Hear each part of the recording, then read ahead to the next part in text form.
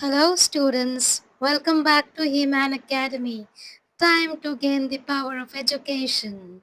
So, in today's video, I'm going to take up the second play, Bahu Ki Vida, written by Sri Vinod Rastogi.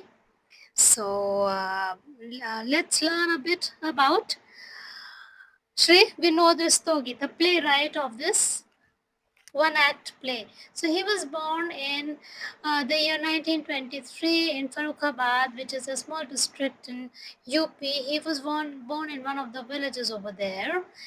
He completed his primary education and also his bachelor's from Farrukhabad and Kanpur, and he did his MA in Hindi. He got himself engaged in the Allahabad center of Akashvani. Akashvani is All India Radio. Okay, and there he worked in the capacity of a play director. So, in that area, in the area of writing plays and directing plays, he has written. He strengthened his writings, and he wrote 8 novels and 2 collection of poems. These have been published so far. Many of his writings they have been awarded, and नए हाथ आज़ादी के बाद बर्फ की मीनार गोपा का दान दरारें रुपया रोटी रूप और रोटी भगीरथ के बेटे. These are some of his writings which are very famous, and in his writings you will mainly find the picturization of the problems of life. Okay, so he's very adept at bringing out the problems, the daily life problems of life, and that's what he has picturized in this play also. So, students, talking about the title of this play, Bahu Ki Vida. Bahu is bride, and Vida, when a girl gets married and she leaves her parents' house and goes to husband's house, that activity, that tradition, that ritual is called as Vidai. And this activity happens when she goes from parents' house to husband's house, and for at least a year or so, whenever the bride goes from husband's house to her parents' house, that whole activity is called as vida. So we are talking about this activity of the bride going from her husband's house to her parents' house. So it is one point in time, when this activity has happened, and that is what is being talked about, and that is what the title means. Now let's talk about the characters. So, looking at the characters, what we can see that there are 5 main characters in this. The first one is Jeevan Lal. He is a rich businessman of 50 years. Rajeshwari, wife of Jeevan Lal, 46 years. Ramesh, son of Jeevan Lal, he is 22 years. He is the one who's got married. And Kamla is wife of Ramesh, who's 19 years. So she is the daughter-in-law of Jeevan Lal and Rajeshwari. And Pramod is the brother of Kamla, who's 23 years old. And you see in this play, Jeevan Lal and Rajeshwari, they are the in-laws of Kamla, who has been married to the son Ramesh. Okay, so he's a son and he's been married off.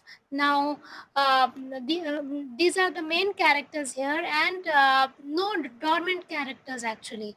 There's only Ma who's been talked about. You can say she's a dormant character, but she doesn't have much role to play. She's only been mentioned in the play.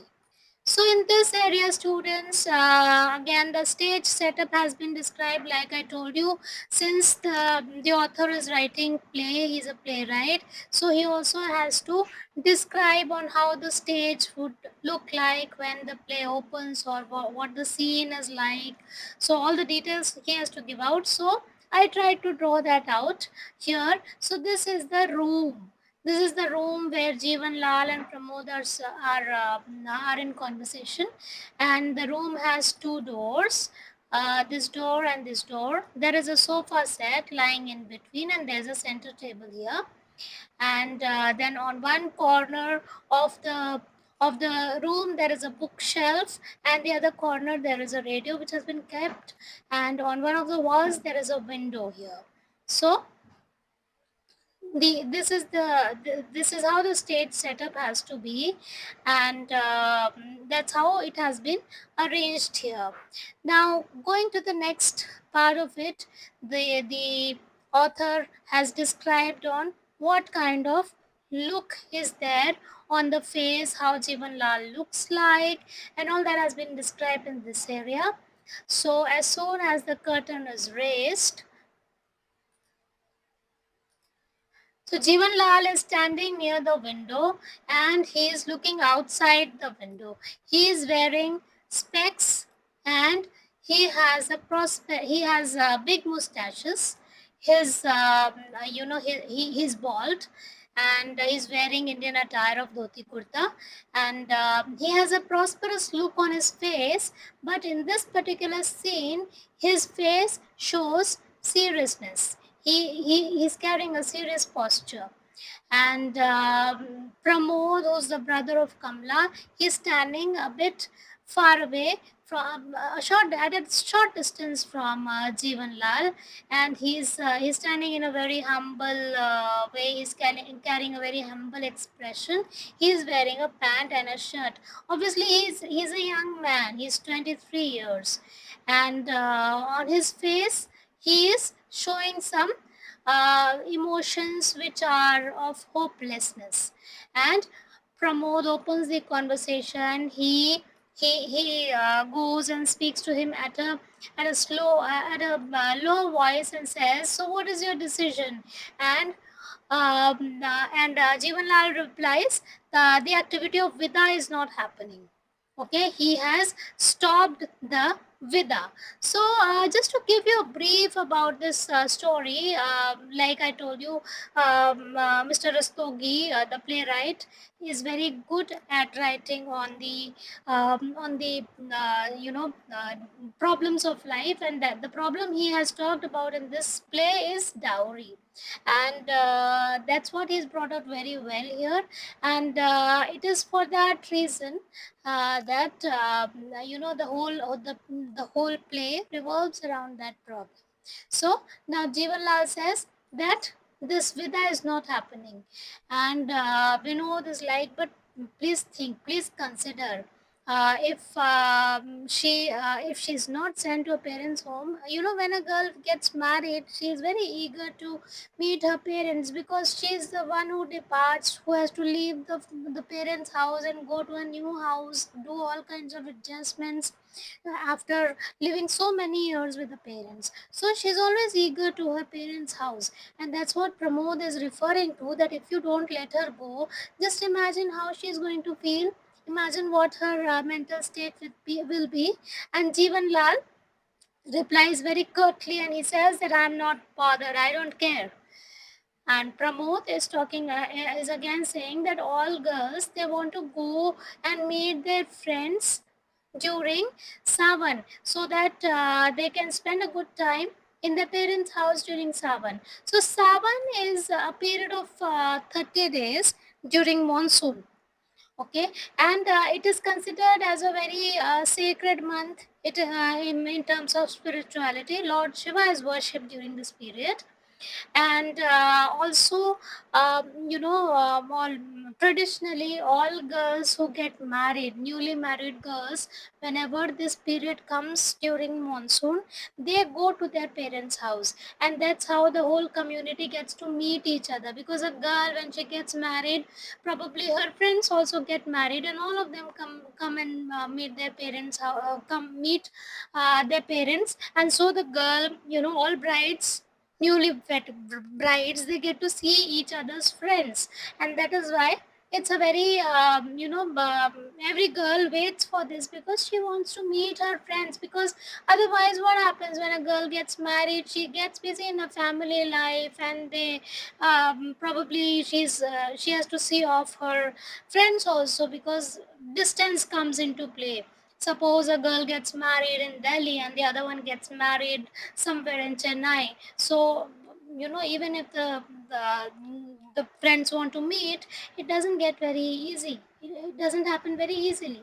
So that's what Pramod is referring to, and he's saying that she's eager to meet all her friends and parents. Imagine how she's going to feel. And Jeevan Lal again, in monosyllables, he's replying in, and he says, I know. And then he goes and sits down on the sofa as if, and he also yawns. You know, when does a person yawn? A person yawns when he's not interested. He doesn't want to show any kind of interest. Then he starts yawning. So that's what Jeevan Lal is doing. Now Pramod is saying, "Ki you know this, then also you're not bothered." Jeevan Lal again, he is very strictly saying, I have already told you my decision.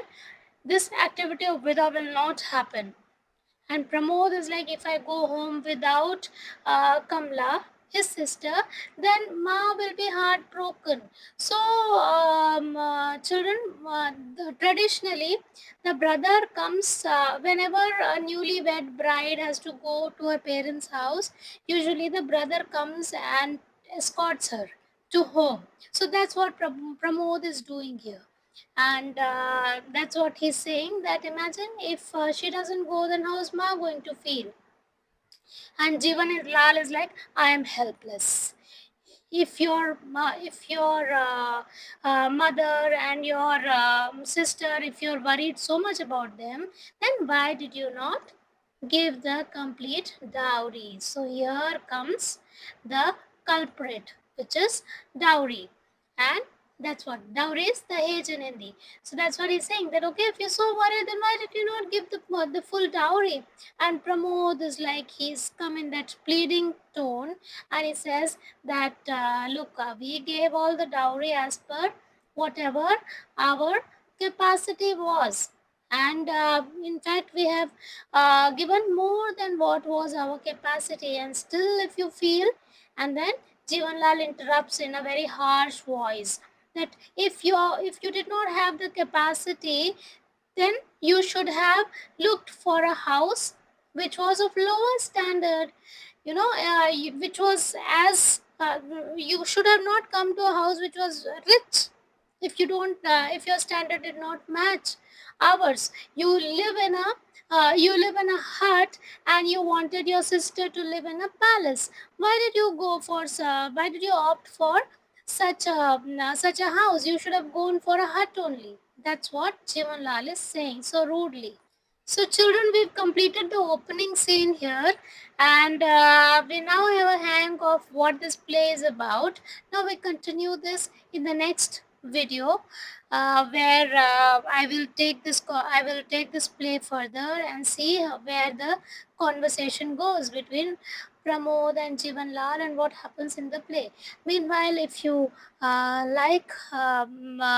what I'm doing, then please do it physically also. Send a like on my video, subscribe it for new updates, and if you have any comments, any particular requests, then please let me know in the comments so that I can improvise my future videos. See you in the next video. Bye bye.